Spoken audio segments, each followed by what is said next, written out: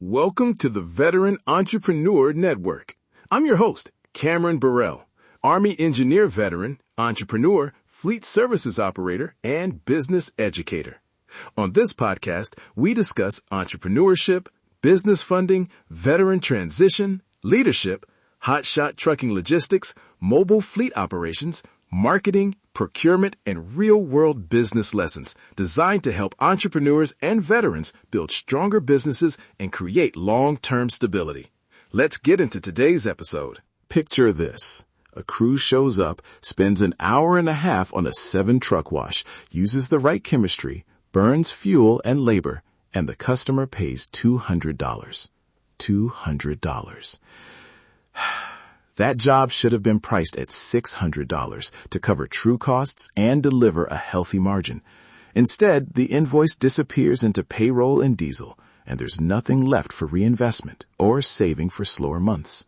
That exact mismatch, confusing volume for profitability, ruins more service businesses than a bad market ever will. Today, I'm giving you a 10-minute playbook, how to build a cost floor, set a target margin, and turn those low-paying jobs into repeatable, profitable work with a 3-tier pricing structure that customers understand and pay for. Before we get into formulas, let's settle one thing. Hourly pricing treats time like the only variable. Cost plus adds a markup to materials. Value pricing flips that. You're pricing the outcome and the problem you solve.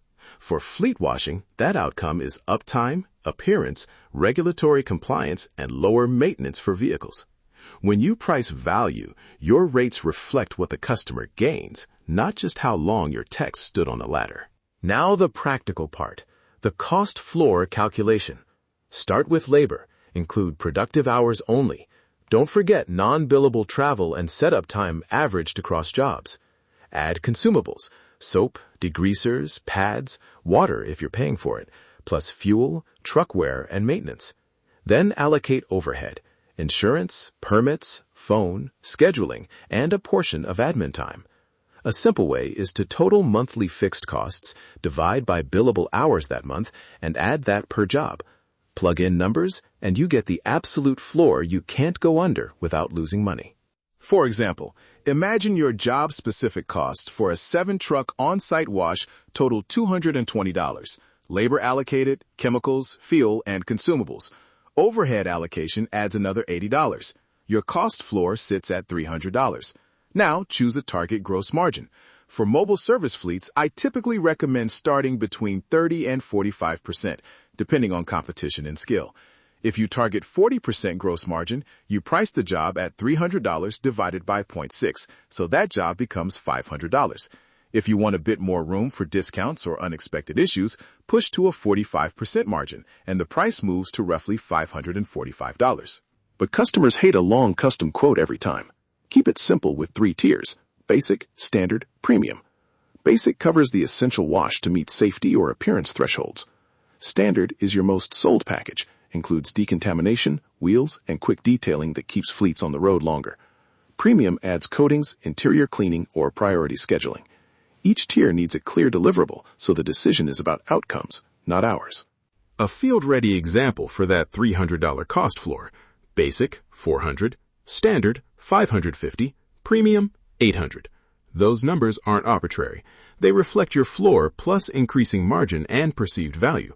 You'll notice we put the sweet spot, standard, closer to what the customer is likely to say yes to, while premium gives you high-margin wins on the rare accounts that want top-shelf service. Now, let's talk about selling the price. Qualification prevents wasted time. Ask 4 quick things. Who signs the check? What outcome matters most to them? How often do they want service? And is access or site logistics a complication? If the decision-maker isn't on the call, or trucks won't be staged for easy access, price needs to include that friction. When someone pushes back on price, keep your response short and outcome-centered. Try, "I hear you. This package protects your fleet uptime and reduces maintenance. For what you're asking, the basic option gets the job done. The standard saves time and long-term costs. Which outcome do you want to prioritize?" That redirects the conversation to value instead of a dollar fight. If they insist on only price, use this. I can do a one-time discount on the basic package, but for ongoing work, we need to stick to the standard rate to cover costs and guarantee availability. And know when to walk. If a prospect consistently demands below-floor pricing, they're a drain on your crew and cash flow. Save your energy for buyers who see the asset care value and will stick to terms. Contracts and cash are where pricing converts into stability. Short, clear terms work best. Require a deposit for first-time large jobs. State payment due within 14 or 30 days and include a late fee or interest clause. For recurring clients, offer subscription pricing with automatic billing and a small discount for prepayment. Add a one-line clause that protects you for site conditions. If access or contamination takes extra time, you reserve the right to adjust the price after a scoping visit. Keep language plain so crews and clients understand expectations. One more piece, funding readiness.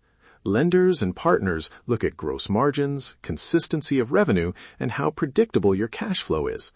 Moving from hourly chaos to tiered margin-based pricing immediately improves those numbers. Track 3 quick metrics every month: average gross margin per job, percentage of recurring revenue, and average days receivable. Those 3 lines tell a banker or investor more about your health than total revenue alone. All right, let's pull this together with action steps you can do today. First, run one quick cost floor calc using last month's payroll, fuel, chemicals, and overhead. Second, pick 3 tiers and price them. Keep the standard package as your default cell. Third, use the short qualification script on your next call and the price pushback lines if needed. Fourth, add a simple payment term to your proposals. Try this on one route or client this week. Track the result and iterate. I've built a free 3-tier pricing worksheet and a 1-page field checklist to make this painless. Download it at veteranentrepreneurnetwork.com/pricing and use it to price one job before the end of the week. Test, record the actual costs versus your floor, and adjust margins if needed. If today's episode helped, follow the show and leave a review.